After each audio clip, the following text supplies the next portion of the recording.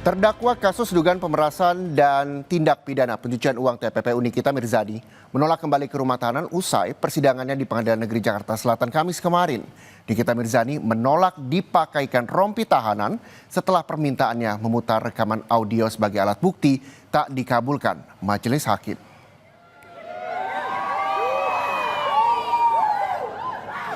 Selebritas Nikita Mirzani yang juga terdakwa kasus dugaan pemerasan dan tindak pidana pencucian uang kembali mencuri perhatian publik. Usai sidang ditutup, Ketua Majelis Hakim Nikita mendadak berdiri dan menyela meminta rekaman audionya diputarkan di persidangan. Nikita bahkan menyebut tak mau kembali ke tahanan dan menuntut rekaman percakapan jaksa dan pelapor diputar.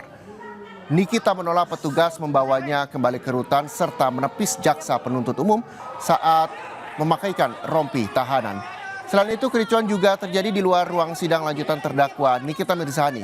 Kericuan terjadi setelah saksi yang dihadirkan jaksa penuntut umum, Oki Pratama, selesai memberikan keterangan.